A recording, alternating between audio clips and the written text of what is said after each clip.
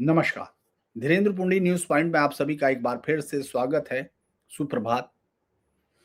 आज की खबर में हम आपको बता रहे हैं कि कैसे योगी राज में कोई जिहाद नहीं चलता। जब से 2017 से यहाँ सीएम योगी बने हैं, तब से बहुत सारी ऐसी घटनाएं आपको दिखाई देती हैं कि जो उनके आने से पहले जिस तरह से सड़कों पर कब्जा, कहाँ किसी भी तरह से किसी भी ग्राम समाज की जमीन पर कब्जा या फिर थूक जिहाद, ये तमाम चीजें आपको दिख रही थी। और खास तौर से मोहल्लों में एक तरह का अपना शासन बना लेने की जो प्रवृत्ति थी वो दिख रही थी। लेकिन योगी आदित्यनाथ के बाद इस पर रोक लगी। आई लव मोहम्मद जैसी कोशिशें हुई, सीए एंटी सीए प्रोटेस्ट किए गए, उन सब में हिंसा करने की कोशिश की गई। संभल में एएसआई के दौरान फिर पुलिस पर हमला करके या दंगे की साजिश करके उन लोगों ने कोशिश की बार बार कि कहीं ना कहीं योगी राज के अंदर एक जो कवच है, खास तौर से जिहादियों पर जो वो सख्ती है, उसको कमजोर किया जाए, उसको टेस्ट किया जाए। लेकिन ज्यादातर पर उनको परेशानी हुई और उनको जो सजा थी वो मिली। जैसे योगी आदित्यनाथ ने साफ कहा कि वो एक मौलाना था जो ये भूल गया था कि ये राज किसका है। तो उसी में आज की खबर और बड़ी दिलचस्प है कि किस तरह से इस समय के बावजूद भी कोशिशें जारी रहती हैं। डेमोग्राफी चेंज जो है, जो कल तक आपको ये लगता था कि ये एक मुहावरा है, ये एक शब्द है या वोट हासिल करने के लिए बीजेपी का या इस तरह की पार्टियों का एक गिमिक है, लेकिन अब वो जगह जगह आप देखते हैं, एक के बाद एक जब साजिशें खुलती हैं तो पता चलता है कि एक बड़ी तैयारी थी। खास तौर से अब हम जो आज आपको बता रहे हैं, उसका सबसे बड़ा खेल यही है कि जैसे योगी आदित्यनाथ के दरबार में इस खेल की जरा सी जानकारी होती है तो तुरंत अफसर कार्रवाई करते हैं। कई साल से ये कोशिश चल रही थी कि इसको छुपा के एक बड़ा कर लिया जाए और ये इतना बड़ा हो कि एक पूरे कम से कम सीमावर्ती जिले सोनभद्र में तो आज आबादी बदल ही दी जाए। और तरीका क्या? वही जो वो लोग छत्तीसगढ़ और झारखंड में अलग अलग जगह पर अपना चुके हैं। यानी आदिवासी जो भोली भाली आबादी है, उसमें कुछ लड़कियों को टारगेट करो, उनके साथ शादी करो और फिर उनके नाम पर खरीदी गई जमीन पर बाहर के मुसलमानों को बसाओ और फिर वहां का आबादी पूरी बदलने के बाद फिर नेक्स्ट स्टेप आता है। अभी यहाँ तो नहीं है, लेकिन बहुत सारी जगह पे वो कोशिश करते हैं कि आप यहाँ पूजा मत कीजिए, आपके मंदिर की घंटियां हम नहीं सुनना चाहते और या फिर हमारा धर्म बदलते। ये कई सारी चीजें हम लोगों ने खास तौर से सब चीजें आपको दिखाई देती हैं। आज हम जो खबर आपको बता रहे हैं ये बड़ा दिलचस्प सा मामला है और जैसे ही सामने आया वैसे ही उस पर एक्शन हुआ। हालांकि ये पिछले एक साल से इस पर वहां बीजेपी के स्थानीय नेता बार बार जगह जगह बात कर रहे थे, लेकिन योगी दरबार में पहुंचते ही इस पर खेल शुरू हुआ। ये दरअसल दुधी के बगाड़ी गांव में था। ये एक वहां सोनभद्र में है और दुधी कॉन्स्टेंसी भी है, आपको मालूम होगा। वहां एक गांव है बगाड़ी, वहां एक खेल चल रहा था सुनियोजित तरीके से। जो आबादी है मुस्लिम आबादी वो बढ़ाई जा रही थी, ज्यादातर लोग बाहर ही थे, यानी इसीलिए इसको इस तरह से साजिश कहा जा सकता है, क्योंकि वहीं के लोग होते, उनकी आबादी बढ़ती तो भी एक आप कह सकते थे कि भाई ये सब तो एक नेचुरल है। लेकिन एक मामला चूंकि इसमें ऐसा हो गया जिससे ये राज सामने आया। दरअसल इसमें नियमों से बचने के लिए आदिवासी महिला को पत्नी बना लिया, उसके नाम पर एससी एसटी की जमीनें खरीदी और ये जो है फिर खेल शुरू हुआ। इस पर हुआ क्या एक्शन ये भी बताऊंगा, लेकिन पहले आप ये समझ लें कि ये खबर क्या थी। झारखंड की सीमा पे लगे हुए दुद्धी में गांव में बगाड़ू में माफ कीजिए आदिवासी समाज की जमीन पर मुस्लिम आबादी तेजी से बढ़ रही थी। पिछले कुछ साल से रजिया के नाम से बगाड़ू और उसके आसपास ये जमीनें खरीदी गई। रजिया बेसिकली एक आदिवासी महिला है और उसने मुस्लिम व्यक्ति बहादुर से शादी की। रजिया के भाई के नाम पर भी कई जमीनों की खरीद हुई। अब चूंकि एससी एसटी जो लॉ है उसकी जमीन कोई दूसरा आदमी नहीं खरीद सकता, तो रजिया के नाम से जमीनें खरीदी जाती रही, उन पे सौदे होते रहे और फिर इसी जमीन पर मुस्लिम परिवार बसते रहे। चूंकि अब बगाड़ू गांव में काफी बड़ी आबादी मुस्लिम्स की होगी, तमाम परिवार गैर प्रांतों के जिनके मूल के बारे में कोई जानकारी नहीं थी। यह खेल काफी लंबे समय से चल रहा, मैं आपको खबर बता रहा हूं, काफी लंबे समय से चल रहा था। और चूंकि सुनियोजित तरीके से आदिवासियों की जमीन पर जब दूसरे लोग बसाए जा रहे थे तो शुरुआत में सरकारी तंत्र जैसे अमूमन सब जगह होता है, यहां भी सोया रहा। अब इसकी शुरुआत जब भाजपा से स्थानीय नेताओं ने शुरू की, तो ये शिकायत शुरू हुई और जांच में तुरंत चौंकाने वाले मामले सामने आने लगे, क्योंकि अभी तो पीछे की परतें उघड़नी बाकी थी, लेकिन जो शुरुआत में ही आया कि रजिया और भूया जाति नाम की जो महिला थी, उन लोगों ने उन दोनों आदिवासी महिलाओं के नाम पर 30 से ज्यादा रजिस्ट्री कराई गई, जिसमें झारखंड, बिहार, छत्तीसगढ़ सहित कई राज्यों के मुस्लिम परिवारों को बसाया गया। और चूंकि जो ये लोग बाहर के परिवार आ रहे थे, इनसे चूंकि नियमों में आ जाते, सरकार के सामने आप आ सकते थे, इसीलिए एक नया खेल शुरू किया गया। इन सबसे कड़े कानून होते हैं एससी एसटी की जमीन खरीदने में, काफी सारी सरकार ने वो रखी है सावधानियां, ताकि गैर आदिवासी उनको खरीद ना सके। लेकिन इन्होंने एक नया तरीका खरीदा, बनाया कि उसमें उन्होंने जमीन खरीदी नहीं, 100 रुपए के स्टाम्प पेपर पर अनुबंध के तहत कब्जे दे दिए और उसके पैसा पूरा लिया, लेकिन 100 रुपए का स्टैंप दिया और उस पर वो दे दिया गया। और इससे मुस्लिम परिवारों की जो पूरी की पूरी संख्या वहां बढ़ने लगी। रजिया का पूरा नाम, परिवार और मतदाता पत्र पे अलग अलग दस्तावेजों में अलग अलग किया गया, ताकि आपको एक कागज कुछ और दिखाई दे, फिर दूसरे कागज पर आपको कुछ और दिखाई देगा, तो आप दोनों के अंतर को एकदम पहली नजर में नहीं पहचान पाएंगे। और यही खेल सब जगह होता है। यही खेल आपने देखा होगा एसआईआर में पकड़ा जा रहा है। यही खेल जब आधार कार्ड को कभी देखने की कोशिश की गई कि उनमें क्या चल रहा है, वो अलग अलग कैसे बन रहे हैं, उनमें यही खेल सामने आता है। तो यहाँ इसमें रजिया वाले में आपको देखें सबसे बड़ा काम किया क्या है उन्होंने, कहीं तो उसको रजिया रखा खातून, फिर कहीं रजिया पनिका रखा, फिर कहीं दूसरा नाम रजिया का रखा गया। रजिया के पिता चूंकि जनजाति के थे, लिहाजा उनकी जाति इस लड़की की जनजाति हुई, और इसी का फायदा उसके नाम पिता के सहारे लेके दूसरी जनजातियों की जमीनों का रजिस्ट्री करना शुरू किया गया। क्योंकि इन सब जमीनों की देखभाल, मालिकाना हक उसके पति बहादुर अली का था। और बहादुर अली ने क्या किया, उसने अपने बाहर के रिश्तेदार परिचित बना के उनको 100 रुपए पर ये जमीन पर बसाना शुरू कर दिया गया, और मूल कीमत उतनी ली गई। और चूंकि इस प्रक्रिया में कोई कानूनी दिक्कत नहीं थी, कानून के सामने नहीं आ रहा था, कानून का पूरी तरह से पालन किया जा रहा था, बाहर से देखेंगे तो एकदम प्रथम नजर में आपको यही लगेगा, लिहाजा कोई भी कानून की नजर उस पर नहीं पड़ रही थी। अब ये जब सीएम तक जांच पहुंची, तो शिकायत के बाद एसडीएम जो बुद्धि थे दुधी, वो एक प्राथमिक जांच जैसी शुरू की, तो उसमें सामने आने लगा कि भाई ये बहादुर की जो दूसरी पत्नी है, ये पनिका रजिया, इसमें 7 जो नजदीकी रिश्तेदार हैं बहादुर के, उनको बसाने के लिए जमीन दे दी गई। एक का घर बन चुका है और 6 निर्माणाधीन है।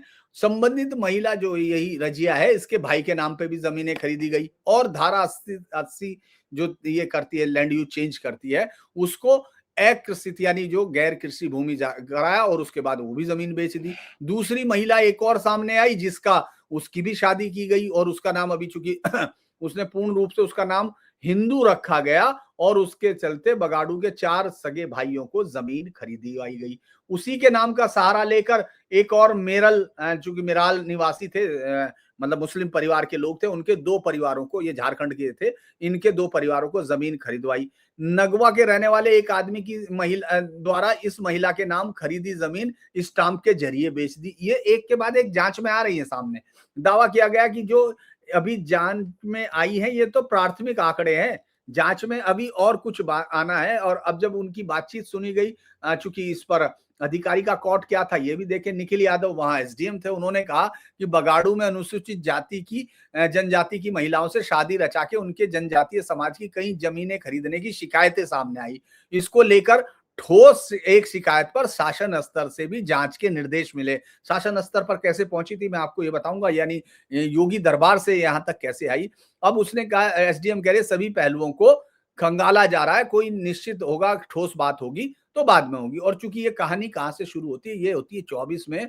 ये नंदलाल गुप्ता जो जिलाध्यक्ष बीजेपी के है, वो शुरू करते हैं। उन तक ये सूचना जाती है कि बगाड़ू में मुस्लिम समाज का जो संख्या है, वो एक अनियंत्रित रेत से बढ़ रही है, मतलब उसमें स्थानीय लोग नहीं दिख रहे हैं, बाहर के आ रहे हैं, तो वो चेक कराते हैं।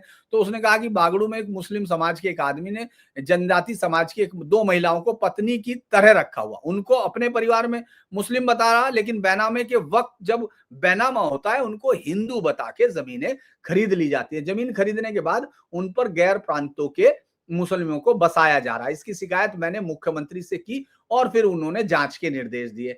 और चूंकि अभिषेक वर्मा जो एसपी है, वहां भी पहुंचा, उन्होंने कहा था मामले की जांच कराई जा रही, जो भी वो होगा आएगा और उसके बाद हम उसको अरेस्ट करेंगे। अब ये जब चूंकि ये मामला सामने आ गया और योगी आदित्यनाथ के पास पहुंचा, तो वहां जो बड़ी खबर थी, जो मैंने आपको कहा कि कैसे वहां नहीं चल सकता, दरबार में शिकायत आते ही उन्होंने तुरंत जांच शुरू हो गई और रजिया पनीका के जो दस्तावेज थे, 30 से ज्यादा अनुबंधों को उन्होंने पकड़ लिया है और उन पर सब पर गंभीर उस पर कार्रवाई शुरू हो गई। इसमें बताया गया कि किस तरह से ये लोग जो है यहाँ सब इस तरह की जमीनें खरीदी जा रही थी, लिहाजा अब पुलिस उस पर एक्शन ले रही है। उसमें ये लिखा गया जो बहादुर अली के रिश्तेदार थे, नसीमुद्दीन, अजमत अली, सुभान अली, उन पर आर्थिक लालच, शादी या संबंध में बना के धर्मांतरण का दबाव बनाने का केस भी लगाने की बात की जा रही है। 45 बीघा से ज्यादा एसटी लैंड की अवैध रजिस्ट्री कराई गई और जो ये वो शुरू किया गया। इसकी कार्रवाई मैंने आपको बताया। अब जिला प्रशासन ने 48 अवैध अनुबंधों को निरस्त करने की प्रक्रिया शुरू कर दी है। सबको नोटिस दे दिए गए हैं। अगर कोई कानूनी चुनौती वो लेकर नहीं पहुंचते, जो अक्सर पहुंचते हैं, जो सुप्रीम कोर्ट तक जाई जाती हैं, तो ये जमीनें सरकारी रिकॉर्ड में आ जाएंगी। दुधी कोतवाली में बहादुर अली, उसकी पत्नी और 4 अन्य के खिलाफ, चूंकि ये दूसरी पत्नी है, ये भी याद रखिए, उसकी पहली पत्नी अलग है, वो मुस्लिम पत्नी है,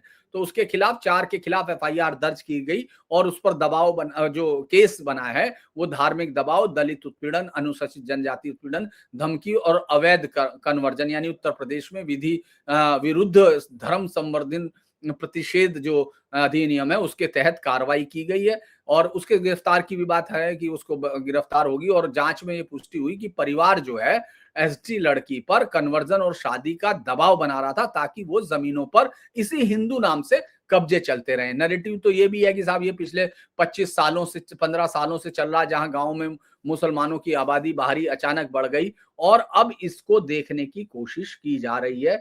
वो अरेस्ट करने की भी बात थी और अब हम लोग ये देख रहे हैं, ये पुराना मामला भी चल रहा था, लेकिन अब मुझे लगता है कि जब तक ये निरस्तीकरण की प्रक्रिया होगी तब ये पता चलेगा। लेकिन बाकी क्या होता है, आप ये सोचिए कि ये सब तरीका कहाँ से आया। ये पूरा का पूरा तरीका जो है इन्होंने झारखंड और छत्तीसगढ़ से लिया।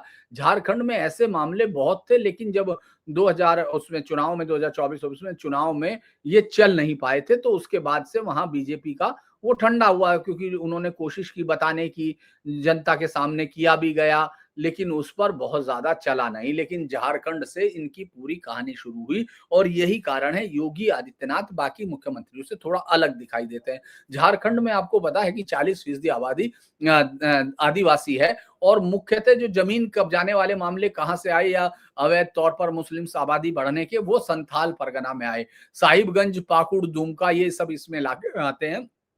इन सब में मामलों में एक ही ट्रेंड समझ में आया था कि आदिवासी महिलाओं से शादी या कर्ज के जाल में फंसा के जो एसटी लैंड है उसको कन्वर्ट कराने की कोशिश की गई थी। ये ज्यादातर नए 2025 में इस तरह के मामले कम थे, लेकिन 2024 से 25 के बीच में कई सारे थे और उसमें कई सारों में वो भी हुआ कि जांच में कुछ अतिरंजित भी पाए गए। जैसे निशिकांत दुबे ने कहा 100 से ज्यादा वहां प्रमुख जो हैं ऐसे हो चुके हैं जो मुस्लिम्स हैं और उन्होंने इसी तरह शादी करके कब्जे किए हैं। ये हालांकि अलग अलग जांच में इसमें से कुछ चीजें सही नहीं पाई गई, लेकिन 2025 में सुप्रीम कोर्ट का एक फैसला था कि आदिवासी महिलाओं को पुश्तैनी संपत्ति में बराबर हक मिलेगा। इससे कुछ चीजें तो जरूर बढ़ी हैं कि भाई वो लोग ये भी देखने लगे कि किसको कहाँ मिल रहा है, तो उनमें से जो महिलाएं बाहर शादी करती हैं उससे उनको बहुत फायदा मिल जाएगा, ये हुआ। लेकिन आबादी जरूर बढ़ी है, जिससे ये पता चलता है कि ये आबादी जो है ये नेचुरल नहीं है। 14 से 17%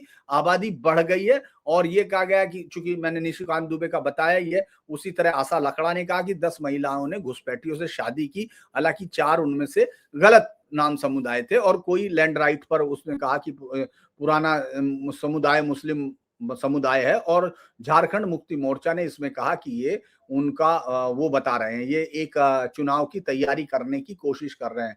लेकिन अगर आप देखेंगे तो वहाँ आबादी का कंसंट्रेशन, जो मुस्लिम आबादी का कंसंट्रेशन है वो 14 से 17% बढ़ा है, जो 14 से 17 सात बढ़ता है 2001 से 2011 पर। ये एक रिपोर्ट अगर हम देखते हैं तो इसका मतलब जैसे ही मुस्लिम आबादी बढ़ती है तो इसका अर्थ है कि आदिवासी आबादी घटती है। आप देख रहे होंगे कि आदिवासी इलाकों में वो तमाम जितने भी संगठन हैं, एनजीओ हैं, उनका एक ही आधार रहता है कि किसी भी कीमत पर आदिवासी हिंदू नहीं है ये साबित की जाए। ये वो आप किसी भी तरह से, और इस प्रक्रिया में वो बाकी आदिवासियों के धर्मांतरण को प्रमोट करते हुए दिखते हैं। वो सब कोशिश करते हैं कि अब वो संख्या बदल रही है।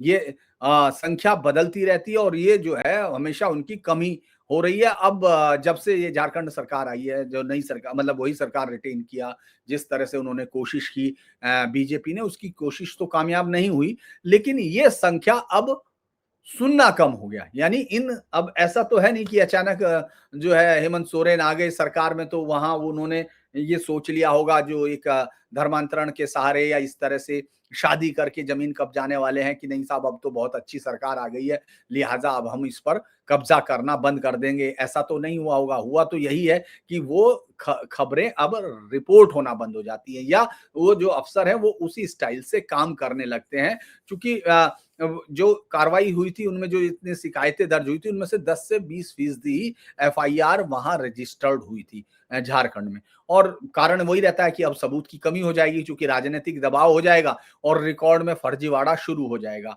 और सुप्रीम कोर्ट के इस संपत्ति हक के बाद बहुत सारे मामले और सामने आएंगे, क्योंकि अभी तो 20 से 30% ही समझ में आए।